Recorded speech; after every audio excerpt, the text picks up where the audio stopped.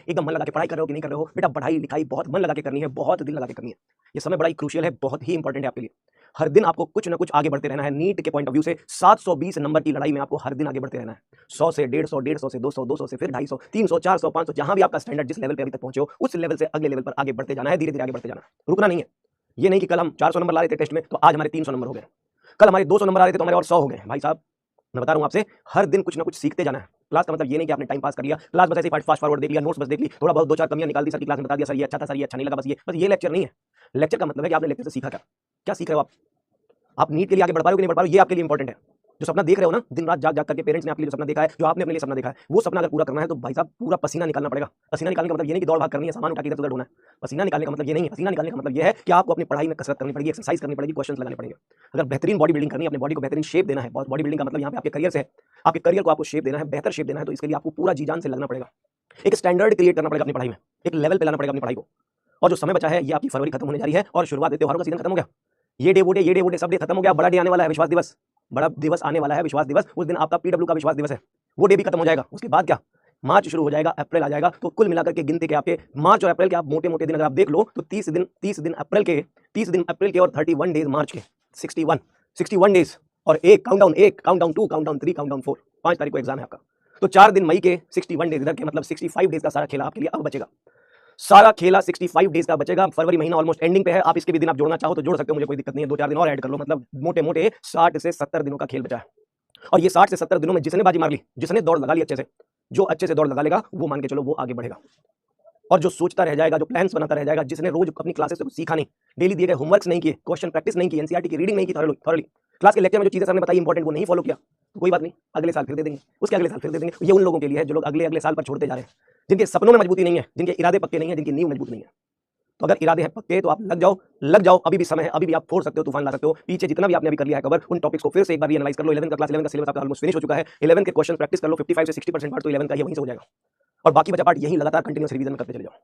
शुरू करते हैं। आज का सेशन बहुत ही छोटा सा टॉपिक है, चाइल्ड एम्ब्रियोनिक डेवलपमेंट हमारा कर लिया था हम लोगों ने, प्रेगनेंसी के बारे में समझ लिया था, ह्यूमन रिप्रोडक्शन के एक पॉइंट्स डिस्कस कर लिए थे। और आज जो हमारा पॉइंट डिस्कशन का है, जो मुद्दा है वो है बर्थ से रिलेटेड पार्चुरेशन, लैक्टेशन और कुछ पीवाईक्यूज का है। आज का हमारा सेशन जो है वो 2 छोटे-छोटे बट इंपॉर्टेंट टॉपिक्स है। इसमें जो क्वेश्चंस जिस तरह के पूछे जाते हैं आपको वो भी बताऊंगा।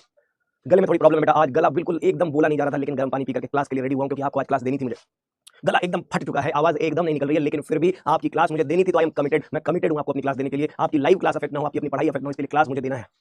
तो आप भी अपना दिल लगाएंगे, आप भी अपना मन लगाएंगे, बिल्कुल ईमानदारी से पढ़ाई करो बेटा। शुरू कर लेते हैं आज का सेशन। पार्चुरेशन, लैक्टेशन के बारे में आज बात कर लेते हैं और ये चैप्टर फिनिश कर लेते हैं। सबसे पहला टर्म है पार्चुरेशन। पार्चुरेशन जो चाइल्ड बर्थ कहा जाता है, जिस प्रोसेस को हम कहते हैं पार्चुरेशन, इसका मतलब होता है चाइल्ड बर्थ। क्या कहते हैं इसको? Child birth. बेबी की जो बर्थ है, जो एम्ब्रियो डेवलप हो चुका है, 9 मंथ का हो चुका है, उस बेबी की बर्थ होने वाली है, पार्चुरेशन। इसे लेबर भी कहा जाता है, चाइल्ड बर्थ, पार्चुरेशन, या इसे लेबर भी कहते हैं। लेबर, जहां मसल से लेबर, जो मसल्स होती है वो लेबर की तरह काम करती है। बहुत ज्यादा कॉन्ट्रैक्शन होता है मदर की बॉडी में, फीमेल की बॉडी में। उस कॉन्ट्रैक्शन का प्रेशर बहुत ज्यादा होता है, कई सारी हड्डियों के टूटने जैसा दर्द, इंटेंस पेन मदर को सहना पड़ता है, एक पीढ़ी को, एक बेबी को, एक जनरेशन को जन्म देने के लिए।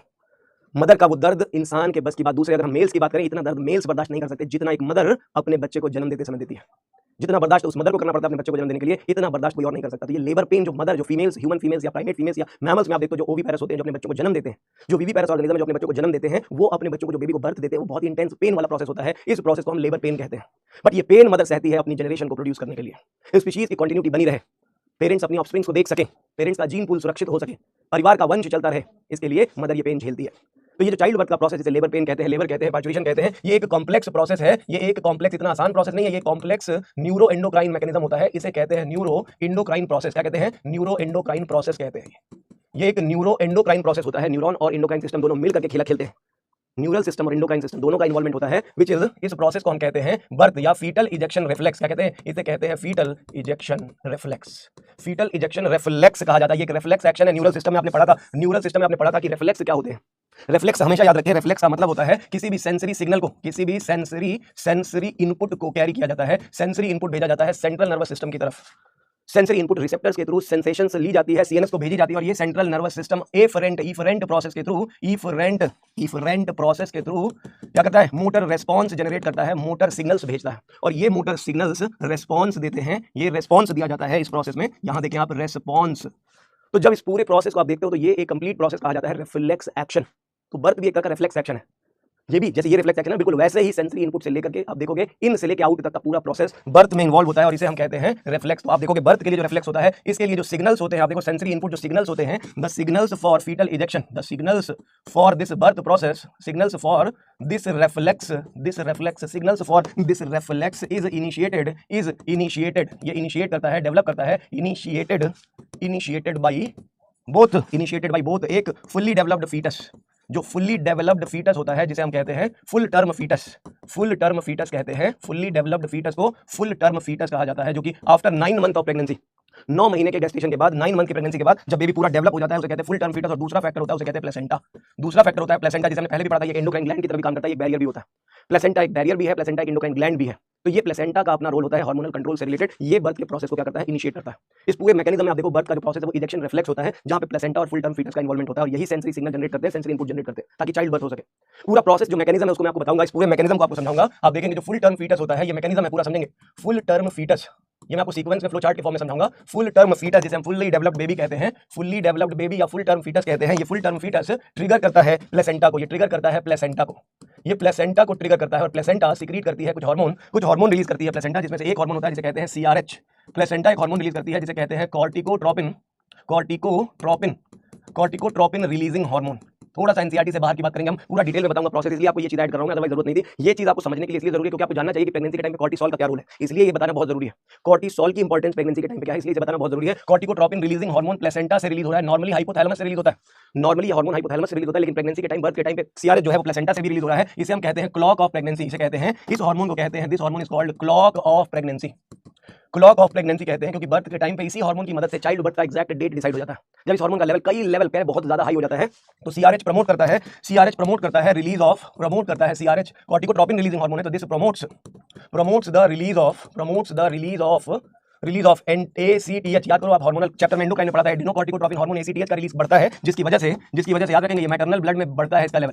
मैटरनल पिट्यूटरी से ये हार्मोन रिलीज होता है, मैटरनल मदर की पिट्यूटरी ग्लैंड से ये हार्मोन रिलीज होता है जिसे कहते हैं एसीटीएच। प्लेसेंटा से पहले आएगा सीआरएच प्रमोट करेगा एसीटीएच को, और ये एसीटीएच जाएगा एड्रिनल कॉर्टेक्स, फीटस के एड्रिनल कॉर्टेक्स में, फीटल बॉडी में जाएगा, और फीटल बॉडी में जाकर के प्लेसेंटा के थ्रू वाया प्लेसेंटा ये एसीटीएच जाएगा और उस बच्चे की एड्रिनल कॉर्टेक्स को एक्टिवेट करता है, एड्रिनल कॉर्टेक्स को एक्टिवेट करता है। और इस एड्रिनल कॉर्टेक्स से दो तरह के हार्मोन्स रिलीज होते हैं, एक होता है कॉर्टिसोल, बहुत इंपॉर्टेंट पॉइंट है प्रेगनेंसी में, कॉर्टिसोल का लेवल कैसे बढ़ता है। कॉर्टिसोल एक स्ट्रेस हार्मोन कहते हैं इसको, कॉर्टिसोल को कहते हैं stress hormone, cortisol is called stress hormone. और इसके अलावा कॉर्टिसोल फीटस के लंग्स के फंक्शन को भी इनिशिएट करता है, also important role, also important for fetal lung development. क्या करता है, फीटल लंग डेवलपमेंट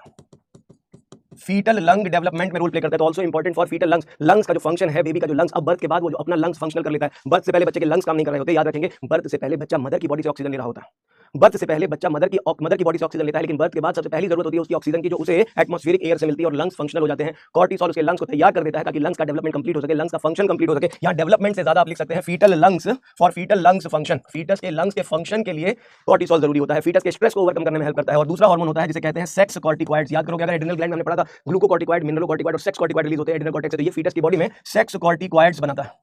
और ये सेक्स कॉर्टिकॉइड जो होता है वो डायरेक्ट सिग्नल देता है, ये सेक्स कॉर्टिकॉइड, ये जो सेक्स कॉर्टिकॉइड है ये प्लेसेंटा में भेज दिया जाता है। Sex corticoids are converted into oestrogen,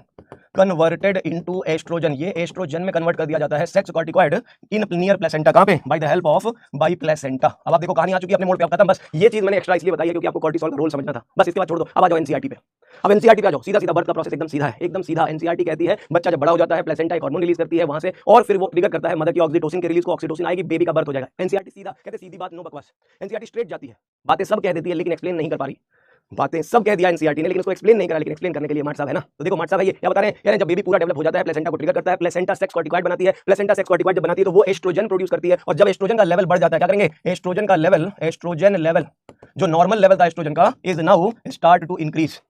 oestrogen का लेवल मदर बॉडी में बहुत बढ़ने लगता है, तेजी से बढ़ने लगता है। प्रेगनेंसी में प्रोजेस्टेरॉन हाई होता है ना, प्रेगनेंसी के लिए प्रोजेस्टेरॉन हाई था, अब मदर बॉडी में प्रोजेस्टेरॉन से ज्यादा एस्ट्रोजन बढ़ने लगता है। इसे कहते हैं चेंज इन, इसे कहते हैं, नीट का सवाल है ये पीवाईक्यू में, change in estrogen and progesterone, E/P ratio. इसे कहते हैं change in estrogen progesterone ratio, जिसमें प्रोजेस्टेरॉन का लेवल एस्ट्रोजन से कम, एस्ट्रोजन कई गुना बढ़ने लगती है, एस्ट्रोजन का लेवल बढ़ने लगता है। और जब एस्ट्रोजन का लेवल बढ़ने लगता है बाबू लोग, जब एस्ट्रोजन का लेवल बढ़ता है मदर की बॉडी में, change in estrogen progesterone level in the mother body, this signal sent to posterior pituitary, triggers the posterior pituitary of mother, mother की पोस्टीरियर पिट्यूटरी एक्टिव हो जाती है और वो रिलीज करती है, there is the release of oxytocin, release of oxytocin process हो चुका, ये ऑक्सीटोसिन रिलीज, मतलब अब यही ऑक्सीटोसिन जब रिलीज होती है तो release of oxytocin will lead to reflex, इसी से बर्थ रिफ्लेक्स जनरेट होता है। Release of oxytocin results into birth reflex, क्या कहते हैं इसको, इसे कहते हैं birth reflex. Release of oxytocin leads to birth reflex. अब बर्थ रिफ्लेक्स, बच्चे का जन्म होगा और बर्थ रिफ्लेक्स क्या होता है आप यहां लिख सकते हो, बर्थ रिफ्लेक्स। बर्थ रिफ्लेक्स जब जनरेट होता है, बर्थ रिफ्लेक्स जब जनरेट होता है, रिफ्लेक्स का रिस्पांस क्या होता है आप देखोगे, ये जो ऑक्सीटोसिन होती है, जो ऑक्सीटोसिन होती है, सीधी सीधी बात, oxytocin binds with receptors located upon myometrium, कौन सी layer, myometrium of uterine wall की मायोमेट्रियम से ऑक्सीटोसिन की बाइंडिंग होती है, चाइल्ड का बर्थ इनिशिएट होता है। बर्थ में 3 प्रोसेस होते हैं, 3 स्टेजेस ऑफ बर्थ, इसको आप लिख सकते हो 3 stages of birth. 3 stages of birth, birth की 3 स्टेजेस होती हैं। पहली स्टेज का नाम होता है डायलेशन, पहली स्टेज का नाम होता है डायलेशन स्टेज। दूसरी स्टेज का नाम होता है चाइल्ड बर्थ, जिसे कहते हैं एक्सपल्शन स्टेज। और तीसरी स्टेज होती है जिसे कहते हैं प्लेसेंटल स्टेज।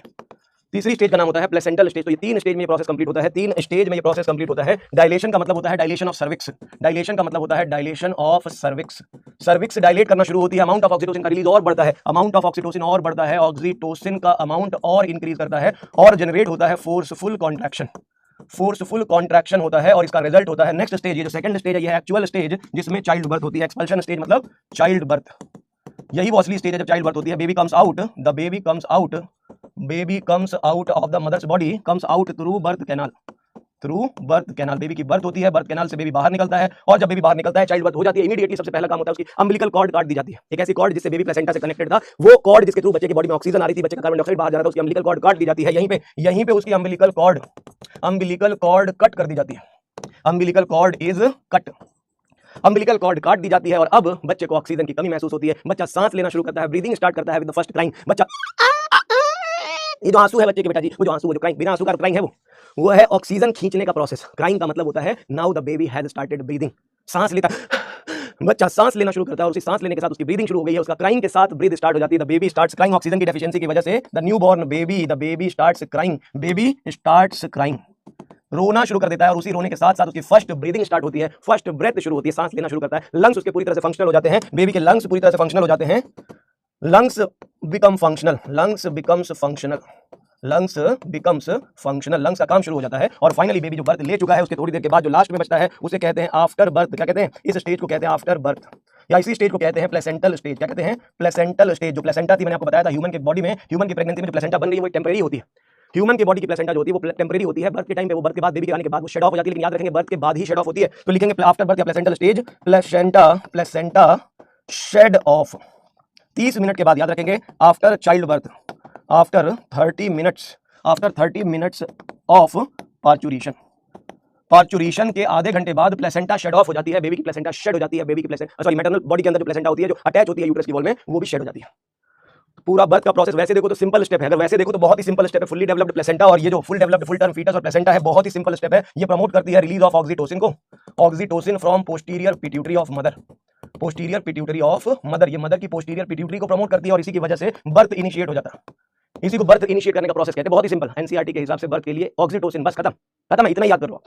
लेकिन जो पूरा डिटेल में समझना है तो डिटेल में समझने के लिए प्रोसेस है। बेबी बड़ा हो गया, 9 मंथ कंप्लीट हो चुके हैं, प्लेसेंटा से सीआरएच का लेवल बहुत हाई हो चुका है, ये प्रमोट करता है एसीटीएच को। एसीटीएच कॉर्टेक्स को एक्टिवेट करता है, जहां से कॉर्टिसोल और सेक्स कॉर्टिकॉइड प्रोड्यूस होते हैं। सेक्स कॉर्टिकॉइड कन्वर्ट हो जाता है एस्ट्रोजन में, एस्ट्रोजन बढ़ता है प्रोजेस्टेरॉन से ज्यादा, तो उस समय फिर यही ट्रिगर का काम करता है change in level of oestrogen. जब एस्ट्रोजन बहुत ज्यादा हो जाता है तो प्रोजेस्टेरॉन के कंपेयर में यही मैटरनल पिट्यूटरी को सिग्नल देता है बर्थ का। तो बर्थ का सिग्नल एस्ट्रोजन के हाई लेवल पे डिपेंड करता है। कहां से आया? प्लेसेंटा से आया। तो ऑक्सीटोसिन बढ़ेगा, बर्थ शुरू हो जाएगी। बर्थ के होने में 3 स्टेप्स होते हैं, एक होती है डायलेशन स्टेज, एक होती है एक्सपल्शन स्टेज और एक होती है after birth placental stage. 3 stage में प्रोसेस कंप्लीट।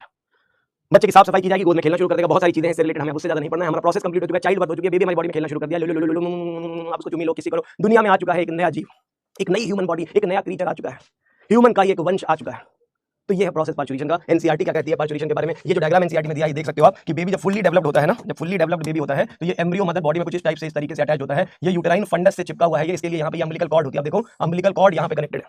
ये एम्ब्रियो का स्ट्रक्चर, एम्ब्रियो है, ये एम्ब्रियो डेवलप हो रहा है, ये यूट्रस की फंडस से अटैच है, इसे हम कहते हैं यूटेराइन फंडस कहते हैं इसको, ये है यूट्राइन फंडस और ये बेबी के चारों तरफ का वो लेयर्स हैं जो इसको चारों तरफ से सराउंड करती हैं। जैसे इसके चारों तरफ एमनियन की लेयर होती है, कोरियन की लेयर होती है। इसमें आप देखोगे यहाँ पे सबसे बाहर की जो लेयर होती है एक्स्ट्रा एम्ब्रियोनिक लेयर्स होती हैं, इसे कहते हैं एमनियन एंड कोरियन। क्या कहते हैं? सबसे बाहर जो लेयर होती है उसमें एमनियन आती है बेबी के चारों तरफ, जो एमनियोटिक कैविटी के अंदर भरा हुआ जो फ्लूइड होता है, ये पूरा का पूरा फ्लूइड एरिया होता है, ये एमनियोटिक फ्लूइड होता है। और उसके बाहर जो लेयर होती है उसे कहते हैं कोरियन। क्या कहते हैं? एमनियन के बाहर बनता है छोरियन।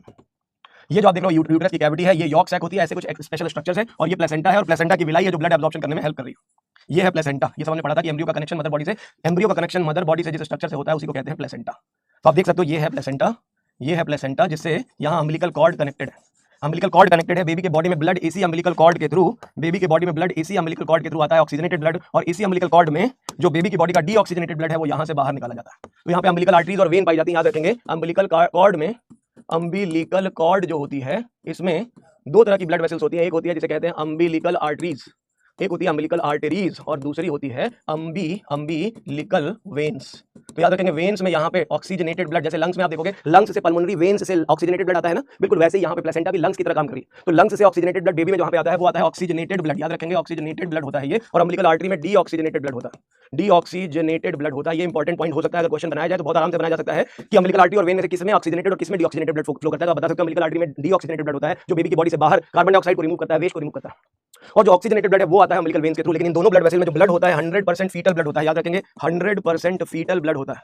जो ब्लड है यहाँ पे अम्बिलिकल ब्लड वेसल्स में 100% fetal blood in both umbilical artery and veins, in both cases, चाहे वो अम्बिलिकल आर्टरीज हो, अम्बिलिकल आर्टरीज एंड वेन्स। तो याद रखेंगे अम्बिलिकल कॉर्ड के अंदर आप देख सकते हो ये पूरा फीटस का ब्लड यहाँ पे कनेक्टेड है। मदर का ब्लड यहाँ क्रॉस नहीं कर सकता प्लेसेंटा की वजह से, मदर का ब्लड क्रॉस नहीं कर सकता, मदर के ब्लड का यहाँ पे क्रॉस नहीं हो सकता। ये देखें ये मैटरनल बॉडी के बीच में और बेबी की बॉडी के बीच में यहाँ पे प्लेसेंटा है, तो ये मैटरनल ब्लड नहीं आ सकता, यहाँ एक्सचेंज की साइड है। इसलिए ये जो ब्लड होता है, ये जो आप ब्लड देख पाते हो यहाँ पे, ये 100% फीटल ब्लड होता है। इसके अंदर जो ब्लड है ये 100% फीटल ब्लड है, बच्चे का ब्लड होता है। बर्थ के टाइम पे ये लेयर्स धीरे धीरे रप्चर करती हैं, बेबी इसी बर्थ कैनाल से बाहर निकलता है। यही है वो बर्थ कैनाल जिधर से बेबी की बर्थ होती है। वेजाइना और सर्विक्स दोनों बर्थ कैनाल होती है, सर्विक्स की कैनाल को हम बर्थ कैनाल कहते हैं।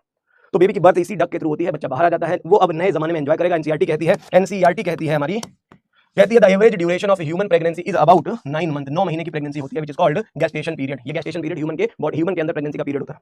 अगर हम बात करते हैं vigorous contraction of the uterus at the end of pregnancy causes expulsion या डिलीवरी ऑफ द बेबी, बच्चे की जो डिलीवरी होती है, चाइल्ड बर्थ जिसे कहते हैं, उसके लिए यूट्रस कॉन्ट्रैक्शन जरूरी होता है। Process of delivery of the fetus, fetus की जो डिलीवरी होती है उसे कहते हैं parturition.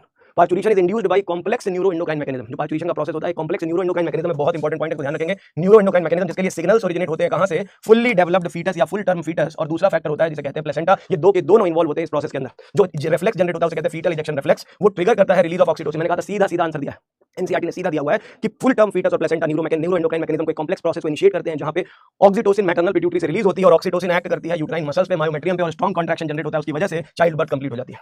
The stimulatory reflex between the uterine contraction and oxytocin secretion continues. जब तक ये कंटिन्यू रहता है, फोर्सफुल कॉन्ट्रैक्शन चलता रहता है और उसकी वजह से बेबी की बर्थ होती है। This lead to expulsion stage of the baby out of the uterus through the birth canal. Birth canal जो होती है वो यहाँ पे बर्थ कैनाल के थ्रू बेबी बाहर आता है। इस प्रोसेस को पार्चुरेशन कहते हैं। Soon after the delivery the placenta is also expelled. जो हम कहते हैं placental stage, after birth stage placenta भी बाहर निकाल दी जाती है। लास्ट में एक सवाल पूछा एनसीईआरटी ने, कहती है what do you think the doctors inject during the delivery, induce the delivery. क्या सोचते हो आप डिलीवरी को इंड्यूस करने के लिए? कई बार ऐसा होता है मदर की बॉडी में लेबर पेन जनरेट नहीं होता, कई बार ऐसा होता है मदर की बॉडी में जो प्रोसेस है कॉन्ट्रैक्शन का वो जनरेट नहीं होता, चाइल्ड बर्थ नहीं हो पाई। ऐसे में डॉक्टर फीमेल की बॉडी में कुछ सिंथेटिक ऑक्सीटोसिन इंजेक्ट करते हैं, सिंथेटिक ऑक्सीटोसिन इंजेक्ट करते हैं। इस सिंथेटिक ऑक्सीटोसिन को कहते हैं हम, इसे कहते हैं पाइटोसिन। क्या कहते हैं? पाइटोसिन कहते हैं। तो to induce delivery process, delivery के प्रोसेस को इंड्यूस करने के लिए मदर बॉडी में कौन सा हार्मोन का इंजेक्शन लगाया जाता है बेटा जी? क्या लगाया जाता है? यहाँ पे ऑक्सीटोसिन का इंजेक्शन लगाया जाता है। जब ऑक्सीटोसिन का इंजेक्शन लगाया जाता है तो मदर की वॉल में जो कह रहे मदर जब सफिशिएंट ऑक्सीटोसिन नहीं प्रोड्यूस कर पा रही थी तो कह रहे एक्स्ट्रा ऑक्सीटोसिन देते हैं जो यूट्रस की वॉल में कॉन्ट्रैक्शन जनरेट करता है। यूट्रस की वॉल में जब कॉन्ट्रैक्शन जनरेट होती है तो इसी से बेबी की बर्थ, बेबी जो होता है फोर्सफुली नीचे की तरफ धक्का देकर के पुश करके आगे बढ़ाया जाता है। तो चाइल्ड बर्थ का जो प्रोसेस वो कंप्लीट हो जाता है, बेबी की बर्थ कंप्लीट हो जाती है। तो पार्चुरेशन क्लियर है एकदम? पार्चुरेशन का प्रोसेस एकदम क्लियर है। मैंने हर तरीके से बता दिया, एनसीईआरटी भी बता दी आपको। मैंने ये भी बता दिया कि एनसीईआरटी के बाहर क्या इंपॉर्टेंट है आपको समझने के लिए, एक्स्ट्रा पॉइंट भी बता दिए। आप चाहो तो इसको फॉलो करो, एक बार रीडिंग करके छोड़ सकते हो। और ये तो नॉर्मल प्रोसेस है, ये सारा कंप्लीट हुआ, ऑक्सीटोसिन जनरेट हुई, बर्थ हो गया, खत्म, सिंपल। तो इसके बाद हमारा जो अगला पार्ट होगा, अगला टॉपिक होगा वो होगा लैक्टेशन। ये भी बड़ा छोटा सा टॉपिक है, बहुत ही सिंपल सा टॉपिक है। बर्थ के तुरंत बाद बच्चे को ऑक्सीजन चाहिए तो मिल गई, अब बच्चे को न्यूट्रिशन चाहिए। अभी तक न्यूट्रिशन प्लेसेंटा दे रही थी, प्लेसेंटा से न्यूट्रिएंट्स एक्सचेंज हो रहे थे, अब बच्चा अब मदर की बॉडी पे डिपेंडेंट है न्यूट्रिएंट्स लेने के लिए। तो यहाँ जो न्यूट्रिशन मिलेगा उसके लिए चाहिए लैक्टेशन। और जो पूरा प्रोसेस है लैक्टेशन का, this process of lactation involve, इस लैक्टेशन के प्रोसेस में इट इन्वॉल्व्स और includes, lactation includes both synthesis of milk, synthesis of milk and synthesis of milk and ejection of milk, synthesis and ejection of milk. ये दोनों चीजें involve होती हैं। Milk की सिंथेसिस भी हो रही है, मिल्क का इजेक्शन भी हो रहा है, मिल्क इजेक्टेड आउट, तो बनना और रिलीज होना, ये दोनों प्रोसेस लैक्टेशन के अंदर आता है। इजेक्शन ऑफ मिल्क को हम कहते हैं, ejection of milk is also known as let down. क्या कहते हैं? मिल्क इजेक्शन जो होता है, the ejection of milk, ejection of milk is called is called let down of milk. क्या कहते हैं? इसे कहते हैं let down of milk. Milk का लेट डाउन मतलब एग्जिट होगा, मिल्क बाहर रिलीज किया जाएगा, मदर बॉडी से बाहर मिल्क को एग्जिट दिया जाएगा। तो मदर बॉडी के बाहर मिल्क को एग्जिट दिया जाएगा, इसके लिए ये भी एक तरह का कॉम्प्लेक्स मैकेनिज्म है। The ejection, the milk ejection involves, यहां पे भी reflex action involves milk ejection reflex. क्या इन्वॉल्व करता है? Milk ejection reflex. Milk ejection का भी प्रोसेस एक रिफ्लेक्स एक्शन होता है जिसे कहते हैं मिल्क इजेक्शन रिफ्लेक्स। इस रिफ्लेक्स एक्शन का मैकेनिज्म शुरू होता है यहाँ पे भी वही सेम कहानी। रिफ्लेक्स का मतलब क्या? रिफ्लेक्स का मतलब ये है जहाँ पे सेंसरी इनपुट आता है। रिस्पांस का मतलब क्या कि जब मेमोरी ग्लैंड के अंदर मिल्क बन चुकी है तो उसे बस रिलीज कराना, एग्जिट कराना है। तो होता क्या है, जैसे ही बेबी मदर बॉडी में मदर मिल्क के ऊपर फीड करता है, ध्यान से सुनेंगे, यानी ये है मेमोरी ग्लैंड। अगर मान लें, ये मान लेते हैं मेमोरी ग्लैंड है, ये मेमोरी ग्लैंड है, ये है मेमोरी ग्लैंड। इस मेमोरी ग्लैंड के अंदर मिल्क की सिंथेसिस हो रखी है।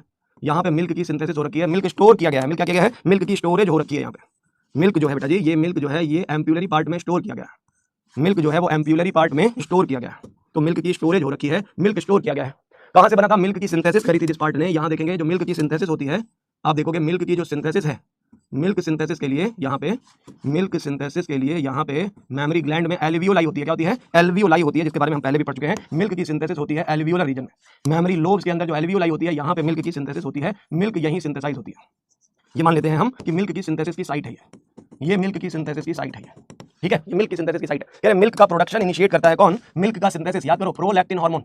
प्रोलैक्टिन हार्मोन जो होता है इसे ल्यूटियोट्रोपिक हार्मोन भी कहते हैं, इसे हार्मोन ऑफ मैटरनिटी कहते हैं। ये रिलीज होता है anterior pituitary of mother, anterior pituitary of mother, pituitary of mother, mother की एंटीरियर पिट्यूटरी से रिलीज होता है और ये प्रमोट करता है मिल्क सिंथेसिस को, प्रमोट करता है, promotes milk synthesis, milk synthesis को प्रमोट करता है प्रेगनेंसी के दौरान, ड्यूरिंग प्रेगनेंसी या आफ्टर चाइल्ड बर्थ। क्या करता है ये? After child birth, after child birth parturition के बाद यहीं से मिल्क की सिंथेसिस हो रही है। And during pregnancy, during pregnancy.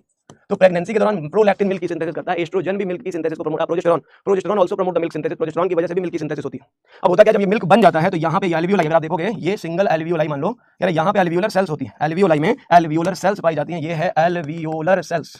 ये एल्वियोलर सेल्स मिल्क का प्रोडक्शन करती हैं, यहाँ मिल्क का प्रोडक्शन करती हैं। ये मिल्क यहाँ स्टोर हो जाता है, मिल्क स्टोर हो जाता है, यहाँ पे मिल्क स्टोर हो जाता है। और इजेक्शन के टाइम पे, जस्ट प्रायर टू इजेक्शन, यहाँ पे देखें, फिर एक और जगह है जहाँ मिल्क को टेम्पररी स्टोर किया जाता है। ये जगह होती है जिसे कहते हैं एम्प्यूला। ये देखें, ये है मेमोरी एम्प्यूला।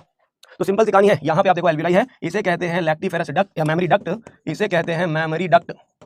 ये है मेमोरी डक्ट, ये है एल्वियोलाई, सॉरी इसे कहते हैं एम्प्यूला, एम्प्यूला जिसे हम लैक्टिफेरस साइनस भी कहते हैं। और ये देख रहे हो आप, इसे कहते हैं लैक्टिफेरस डक्ट, लैक्टिफेरस डक्ट कहते हैं। और ये फाइनल एग्जिट पॉइंट जो है इसे कहते हैं निप्पल्स। क्या कहते हैं इसको? इसे कहते हैं निप्पल्स। तो होता क्या है कि मिल्क का जो इजेक्शन का प्रोसेस है कॉम्प्लेक्स न्यूरो एंडोक्राइन मैकेनिज्म, लेकिन पहले मिल्क बन चुकी है, मिल्क एल्वियोलाई में स्टोर है। एल्वियोलाई जो होती है प्रोलैक्टिन के इन्फ्लुएंस में मिल्क बना लेती है। यार मिल्क जो होता है वो एग्जिट से पहले एम्प्यूला में स्टोर हो जाता है, मतलब कुछ अमाउंट में मिल्क यहाँ पे भी स्टोर्ड है, ये देखिए यहाँ पे भी स्टोर्ड है और इधर भी स्टोर्ड है। अब होता क्या, पूरा रिफ्लेक्स एक्शन, पूरा एक रिफ्लेक्स प्रोसेस है जहां सेंसरी इनपुट से रिस्पांस दिया जाता है। ध्यान से सुनेंगे, यहां सेंसरी इनपुट क्या होता है? द सेंसरी इनपुट कंपेयर करेंगे हम। सेंसरी इनपुट क्या है मिल्क प्रोडक्शन का? सेंसरी इनपुट जो मिल्क प्रोडक्शन के लिए है, सेंसरी इनपुट जो होता है, it is the breast feeding by the baby. Breast feeding के दौरान जब बेबी सकिंग करता है, सकलिंग, बेबी जब सकिंग करता है निपल्स पे, सकलिंग, सकल्स ऑन निपल्स, जब बेबी निपल्स के ऊपर सक करता है, निपल्स की टिप पे जैसे ही अपना माउथ लगाता है, सेंसरी सिग्नल जनरेट होता है, सेंसरी इनपुट जनरेट होता है, जो कि सिग्नल पहुंचता है, ये सिग्नल पहुंचता है मदर के स्पाइनल कॉर्ड में, मदर के स्पाइनल कॉर्ड में पहुंचता है ये सिग्नल। ये स्पाइनल कॉर्ड जो है बेटा जी, ये स्पाइनल कॉर्ड, इसे सेंट्रल नर्वस सिस्टम कह रहे हैं। इस सेंट्रल नर्वस सिस्टम पे ये मैसेज पहुंच जाता है। तो जैसे ही बेबी सकिंग करता है, सेंसरी इनपुट चला जाता है, सेंसरी इनपुट सेंसरी नर्व के थ्रू जाता है। किसके थ्रू जा रहा है? सेंसरी नर्व के थ्रू जा रहा है। ये सेंसरी नर्व स्पाइनल कॉर्ड को मैसेज भेजती है। स्पाइनल कॉर्ड ब्रेन के अंदर मैसेज भेजता है पोस्टीरियर पिट्यूटरी में। कहां पे? पोस्टीरियर पिट्यूटरी में मैसेज भेजता है, पोस्टीरियर पिट्यूटरी में मैसेज भेजता है, जहां से रिलीज होता है अगेन वही hormone, release of oxytocin. Oxytocin नाम के हार्मोन का रिलीज होता है और ये जो ऑक्सीटोसिन होता है ये कॉन्ट्रैक्शन करता है, contraction of milk storage site of जो सेल्स होती है, उन्हें कहते हैं मायो, मायो मतलब मसल्स होता है, मसल्स जो कि एपिथेलिया, मायो एपिथेलिया कही जाती है, myoepithelial cells of memory gland.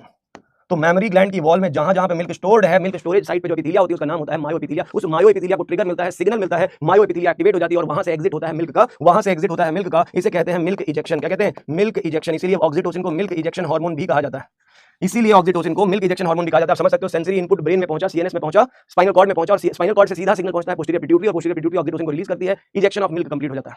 तो जैसे यहां देखो, ये है पॉइंट निपल्स, ये है वो पॉइंट जहां पे निपल्स हैं, यहां पे ये निपल्स का साइट है, ये है निपल्स। इन्हीं निपल्स के ऊपर जैसे ही बेबी सकिंग करता है, सेंसरी इनपुट जनरेट होता है और यही sensory input central nervous system में जाता है। सेंट्रल नर्वस सिस्टम की मदद से ऑक्सीटोसिन रिलीज होता है, ऑक्सीटोसिन रिलीज होता है और ये ऑक्सीटोसिन आकर के मेमोरी ग्लैंड में कॉन्ट्रैक्शन को प्रमोट करता है और इसी की वजह से ये मेमोरी ग्लैंड में कॉन्ट्रैक्शन को प्रमोट करता है, इसी वजह से कॉन्ट्रैक्शन का प्रोसेस जनरेट होता है और मिल्क यहां से एग्जिट लेता है। ये एम्प्यूलरी पार्ट है, जहां से मिल्क अब एग्जिट लेगा फाइनली बेबी के माउथ के थ्रू उसके डाइजेस्टिव सिस्टम में जाएगा। मिल गया बच्चे को खाना, मिल गया बच्चे को फूड, जन्म के बाद बच्चा ऑक्सीजन के लिए एटमॉस्फेयर पे डिपेंड हो जाता है और फूड के लिए मिल्क। और ऐसे टाइम पे प्रोलैक्टिन बहुत बड़ा सपोर्टिंग हार्मोन है, इसी हार्मोन की वजह से मिल्क की सिंथेसिस होती है आफ्टर डिलीवरी, आफ्टर पार्चुरेशन। तो अब प्रोलैक्टिन का लेवल मदर की बॉडी में हाई रहेगा तब तक जब तक फीमेल मिल्क का प्रोडक्शन कर रही है, मिल्क की सिंथेसिस कर रही है। तो ये रहा मिल्क प्रोडक्शन का प्रोसेस। अगर आप देखोगे मदर मिल्क की अगर आप बात करते हो, जो मदर मिल्क होता है, मदर का जो मिल्क होता है हाईली न्यूट्रिशियस होता है। शुरुआत के इनिशियल डेज में अगर आप देखोगे, initial days after parturition, initial days after parturition, initial days after parturition, after child birth, birth के बाद कुछ इनिशियल डेज तक, for few days after parturition, the first breast milk is called colostrum. बहुत important question है colostrum. ये mother milk first कुछ दिनों तक, ये जिसे फर्स्ट ब्रेस्ट मिल्क कहते हैं, it is highly nutritious fluid, highly nutritious fluid होता है। इसके अंदर वाइटामिन्स होती है, इसके अंदर वाइटामिन्स होती है, इसके अंदर मिनरल्स होते हैं, मिनरल्स होते हैं, इसके अंदर शुगर होती है, मिल्क शुगर होती है, लैक्टोज इसके अंदर शुगर होती है, इसके अंदर प्रोटीन होती है, प्रोटीन्स होती हैं, बट लिटिल फैट, इसके अंदर लिटिल अमाउंट में फैट पाया जाता है। यहाँ पे अगर विटामिन सी की बात करें, विटामिन सी एंड आयरन जो होती है मदर मिल्क में, याद रखेंगे वेरी लो होती है, बहुत कम होती है या ऑलमोस्ट नील होती है। तो कौन सा मिनरल, कौन सा विटामिन मदर मिल्क में बहुत कम होता है, आप याद रखोगे विटामिन सी एंड आयरन। और इसके अलावा आप चाहो तो लिख सकते हो कोलोस्ट्रम में it is rich in immunoglobulins, rich in immunity भी प्रोवाइड कर रहा है बच्चे को, ये इम्यूनोग्लोबुलिन्स कहते हैं। इम्यूनोग्लोबुलिन्स में रिच है, जिसे कह रहे हैं आईजीए नाम का इम्यूनोग्लोबुलिन्स खूब सारा पाया जाता है, बहुत लार्ज अमाउंट में आईजीए पाया जाता है। याद रखेंगे मदर मिल्क हो या सलाइवा हो या टीयर्स हो, वहां पाया जाने वाला सबसे कॉमन इम्यूनोग्लोबुलिन होता है, उसका नाम होता है IgA. Very large amount of IgA is present in the saliva, mother milk, colostrum जिसको कहते हैं। और ये बच्चे को पैसिव इम्यूनिटी देता है। इसको आप ऐसे ही समझ लो, आप एक्टिव पैसिव इम्यूनिटी जब इम्यूनिटी चैप्टर में पढ़ोगे तो वहां डिटेल में पढ़ोगे। आईजीए जो होता है, it provides, IGA provides natural passive immunity to the newborn baby, natural passive immunity. कौन सी immunity? Passive immunity, immunity to the newborn. जो न्यूबॉर्न बेबी है उससे पैसिव इम्यूनिटी प्रोवाइड करता है आईजीए नाम का इम्यूनोग्लोबुलिन। तो नेचुरल पैसिव इम्यूनिटी का एक एग्जांपल है, ये मोस्ट इंपॉर्टेंट क्वेश्चन है नीट पॉइंट ऑफ व्यू से। बाकी सारे पॉइंट आपको समझ आ गया। ऑक्सीटोसिन की वजह से, ऑक्सीटोसिन एक मिल्क इंजेक्शन हार्मोन है, प्रोलैक्टिन मिल्क सिंथेसिस हार्मोन है। मिल्क बनाने के लिए प्रोलैक्टिन चाहिए, प्रोजेस्टेरॉन उसको सपोर्ट करता है। एडिशनल हार्मोन जो मिल्क को सपोर्ट करता है वो है प्रोजेस्टेरॉन। तो मिल्क बनती है प्रोलैक्टिन से, मिल्क को एग्जिट दिया जाता है, बाहर निकाला जाता है। मिल्क बन गई है सैक में, उसे बाहर निकालना, एग्जिट करना है, उसके लिए ऑक्सीटोसिन है। एनसीईआरटी बहुत कुछ ही लाइन में इस प्रोसेस को इसको कंप्लीट कर देती है। एनसीईआरटी कहती है mammary gland of the female undergo differentiation during pregnancy and starts producing milk toward the end of pregnancy by the process called lactation. तो ये एंड ऑफ द प्रेगनेंसी में लैक्टेशन का प्रोसेस शुरू हो जाता है। मैमरी ग्लैंड डेवलप पहले ही हो गई थी, लेकिन मिल्क की सिंथेसिस प्रेगनेंसी के अंदर, प्रेगनेंसी के दौरान होती है, और मिल्क जो रिलीज होता है वो बर्थ के बाद बेबी जब फीड करता है तब डेवलप होता है। This helps in the mother in feeding of the newborn. The milk produced during initial few days of lactation called colostrum which contains several antibodies absolutely essential to develop resistance for newborn. कह रहे immunity provide कर रहा है, बच्चे की immune system बहुत poor है। जो न्यूबॉर्न बेबी है उसकी अपनी इम्यूनिटी बहुत पुअर है, तो उसको सपोर्ट करती है ये इम्यूनिटी, मदर की इम्यूनिटी उसे सपोर्ट कर रही है, मिल्क के थ्रू अपनी इम्यूनिटी दे रही है मदर बेबी को। ब्रेस्ट फीडिंग डॉक्टर्स भी रेकमेंड करते हैं initial phase of infant growth के लिए बहुत ज्यादा जरूरी है, क्योंकि बच्चा और कोई फीड नहीं ले रहा, बच्चा और कोई खाना नहीं खा रहा, दाल चावल रोटी सब्जी नहीं खा रहा, बच्चा और कोई फूड नहीं ले रहा, तो कुछ दिनों तक जब तक मदर फीड करा रही है उसको सारा पोषक तत्व जो ग्रोथ के लिए रिक्वायर्ड है, बच्चे की ग्रोथ के लिए चाहिए, वो सब मिल्क से प्रोड्यूस होता है। It is recommended by doctor for bringing up a healthy baby. किसी हेल्दी बेबी के लिए या बेबी की हेल्थ के लिए ये बहुत जरूरी है, ये बहुत ज्यादा जरूरी है कि वो मदर मिल्क पे फीड करे। तो आप देखोगे लैक्टेशन और पार्चुरेशन, ये दो टॉपिक थे लास्ट में जो चाइल्ड बर्थ से रिलेटेड थे, यहाँ पे हमने कंप्लीट कर लिए हैं। और कुछ एबीसीडी से रिलेटेड और एक दो बातें हैं जो कि यहाँ पे आपको जान लेनी चाहिए, बहुत ज्यादा तो नहीं, बट आपको एक टॉपिक है जो अक्सर परेशान करता है, जैसे है ट्विंस वाला खेल। ट्विंस वाला पार्ट है जो बच्चों को परेशान करता है। ट्विंस जो होते हैं, जुड़वा बच्चे जो होते हैं, वहां पे ये दो तरह के जुड़वा बच्चे होते हैं। एक जिसे कहते हैं आइडेंटिकल ट्विंस, आइडेंटिकल ट्विंस होते हैं, जिन्हें हम कहते हैं मोनोजाइगोटिक ट्विंस। क्या कहते हैं? मोनोजाइगोटिक कहते हैं। मोनोजाइगोटिक ट्विंस का मतलब ये जेनेटिकली बिल्कुल सेम होते हैं। कैसे होते हैं? जेनेटिकली सिमिलर होते हैं, एग्जैक्ट कॉपी होते हैं, जेनेटिकली सिमिलर, एकदम सेम टाइप का पैटर्न होता है इनका। लेकिन कुछ डिफरेंस है, जैसे कि आप जानते हो जेनेटिक इंजीनियरिंग आपको बताती है कि सारी चीजें सेम हो सकती हैं। फिंगरप्रिंट हर इंसान का वेरी करता है, चाहे वो ट्विंस ही क्यों ना हो। फिंगरप्रिंट एक ऐसी चीज है जो सभी इंसानों की वेरी करती है। बाकी सारी चीजों में जेनेटिकली सिमिलर इंडिविजुअल्स ये होते हैं जिन्हें कहते हैं आइडेंटिकल ट्विंस। जो सिंगल स्पर्म, याद रखेंगे, only one sperm, single sperm, when the single sperm fertilises the single ovum, only one sperm and one ovum, single sperm and single ovum is required for this. इसके लिए केवल single sperm और single ovum चाहिए। होता क्या है? जब एक स्पर्म और एक ओवम मिलते हैं तो इनके बीच में बनता है जाइगोट। क्या बनता है? जाइगोट बनता है। जब ये जाइगोट बनता है, ये जाइगोट क्लीवेज करना शुरू करता है, ये डिवीजन करना शुरू करता है, और 1 से 2 से 4 सेल और बहुत ज्यादा नंबर ऑफ सेल्स बनाना शुरू कर देता है। एम्ब्रियोनिक सेल डिवीजन होती है, नंबर ऑफ सेल्स इंक्रीज करती जाती है, और एक ऐसा टाइम आता है जब यही एम्ब्रियोनिक सेल इंप्लांटेशन के टाइम पे या इंप्लांटेशन के बाद ये सेल्स रप्चर कर जाती हैं या स्प्लिट हो जाती है। ये देखो, at the time of implantation, ज्यादातर ये कब होता है? ज्यादातर केसेस में, आप ट्विंस के केसेस में देखोगे, at the time of implantation, implantation के समय ये स्प्लिट हो जाते हैं, स्प्लिटेड इनटू टू, और both can develop into the two, कह रहे दो इंडिविजुअल्स बन जाते हैं। ये देखो, कह रहे दोनों डेवलप हो जाते हैं और दोनों ही आइडेंटिकल ट्विंस जो होते हैं ये दोनों डेवलप कर जाते हैं, और इन दोनों से कंप्लीट बॉडी का फॉर्मेशन हो जाता है।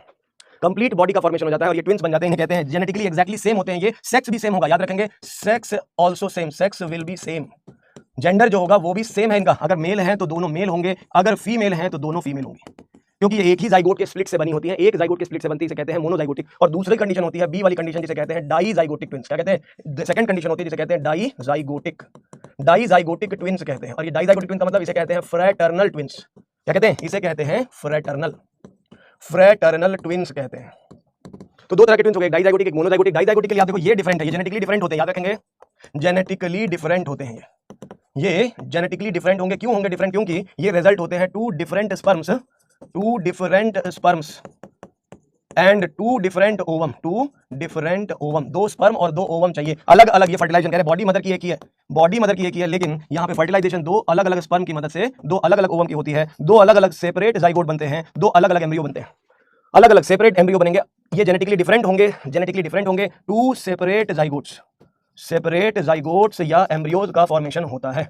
दो बेबी बनेंगे, अलग अलग बनेंगे, दोनों लड़का हो दोनों लड़की हो, एक लड़का एक लड़की भी हो सकते हैं। याद रखेंगे it may be both males, ये दोनों मेल्स होंगे जेनेटिकली डिफरेंट, या फिर बोथ मेल्स होंगे, या तो बोथ मेल्स होंगे, या फिर बोथ फीमेल्स होंगी, या फिर one male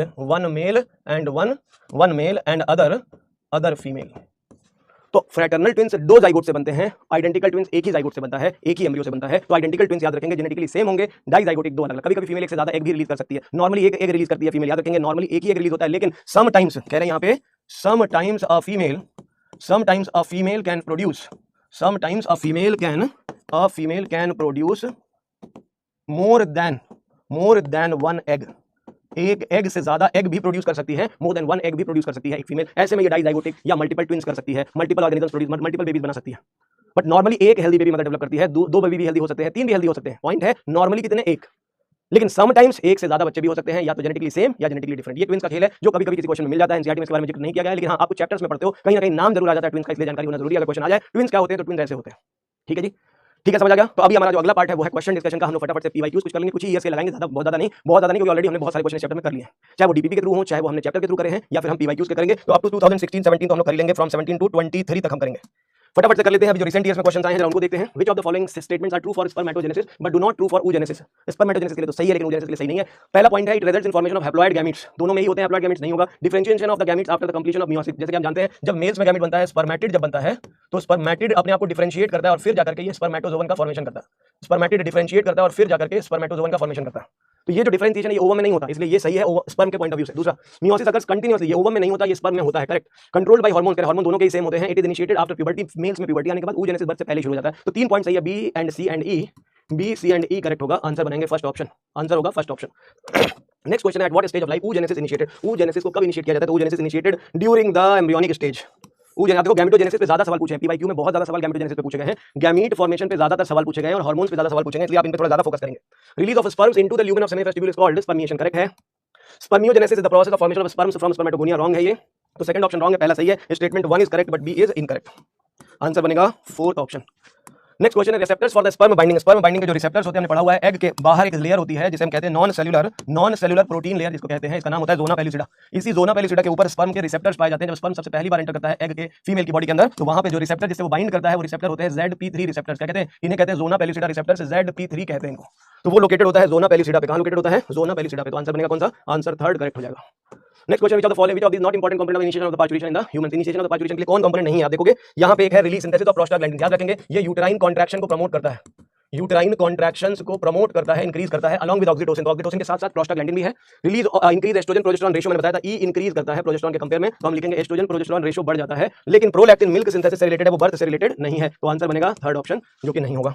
Which of the following secretes hormone relaxin during the later phase? Relaxin का सीक्रेशन याद रखेंगे ओवरी के अंदर कॉर्पस ल्यूटियम करता है, with in ovary by the corpus luteum, answer 1।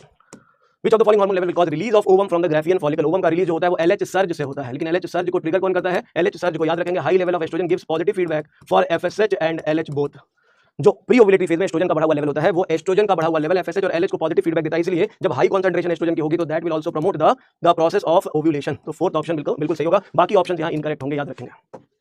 Meiotic division of the secondary oocyte। जो secondary oocyte होता है आपको पता है ओव्यूलेशन के टाइम पे मैच्योर होता है, लेकिन जैसे उसके अंदर स्पर्म की एंट्री होती है तो वही प्रमोट करती है इसका मियोटिक डिवीजन 2। जैसे स्पर्म इसके साइटोप्लाज्म के अंदर एंटर करता है, सेकंड पोलर बॉडी एक्सट्रूड हो जाती है। अभी केवल फर्स्ट पोलर बॉडी थी, अब दो पोलर बॉडी हो जाती है। जो पहले एक ही पोलर बॉडी थी अभी दो पोलर बॉडी हो जाती है। आप देखें, आप देख सकते हैं प्रोसेस, कह रहे हैं स्पर्म एंट्री के टाइम दो पोलर बॉडी आ जाती है। मतलब कहानी ये है कि entry of the sperm initiate induce करता है process of completion of meiotic second division. तो after the fusion of sperm with an ovum, third option correct होगा। अगला क्वेश्चन है मैच द कॉलम का प्लेसेंटा को मैच करते हैं। तो प्लेसेंटा जो होती है ह्यूमन कोरियोनिक गोनेडोट्रॉपिन रिलीज करती है, ज़ोना पेलिसिडा जो होती है वो लेयर है अराउंड द ओवम, बल्बोयूरेटल ग्लैंड जो होती है वो लुब्रिकेट करती है, लेडिक सेल जो होती है वो एंड्रोजन रिलीज करती है। तो ए को क्यू से रिलेट करेंगे, बी को क्यू से रिलेट करेंगे, बी को आर से रिलेट करेंगे, सी को एस से रिलेट करेंगे और डी को पी से रिलेट करेंगे, आंसर बन जाएगा थर्ड ऑप्शन, बेहतरीन option. Human beings at the end of 12 weeks of pregnancy the following is observed. Human में 12 वीक्स का मतलब हो गया फर्स्ट ट्राइमेस्टर ओवर हो चुका है। फर्स्ट ट्राइमेस्टर जब ओवर हो जाता है 12 वीक्स का मतलब फर्स्ट ट्राइमेस्टर 3 महीने खत्म। तो ऐसे में क्या होता है, ऐसे में सबसे पहली चीज जो होती है मेजर ऑर्गन सिस्टम्स फॉर्म हो जाते हैं, एक्सटर्नल जेनिटली अपीयर हो जाती है, हाथ पैर बन जाते हैं, मोस्ट ऑफ द ऑर्गन जो होते हैं वो सिस्टम ऑर्गन सिस्टम डेवलप कर जाते हैं। आंसर बनेगा first option. Select the correct option of haploid cell from the following group. Haploid cell देखना है, सेकेंडरी स्पर्मेटोसाइट हैप्लॉइड होती है, फर्स्ट पोलर बॉडी हैप्लॉइड होती है, ओवम हैप्लॉइड होता है, तो आंसर तो 1 हो गया। स्पर्मेटोगोनिया 2n होती है, प्राइमरी स्पर्मेटोसाइट 2n होती है, प्राइमरी oocyte 2n होती है। तो कहानी मतलब हमारे पास एक ही ऑप्शन बचा, फर्स्ट ऑप्शन, जहां सारे ही हैप्लॉइड है, answer 1 will be correct. Select the correct sequence of the transport of sperm. ये देखिए ट्रांसपोर्ट, गैमीट के ट्रांसपोर्ट और गैमीट फॉर्मेशन, गैमेटोजेनेसिस बहुत इंपॉर्टेंट है, बहुत सारे क्वेश्चन पूछे गए।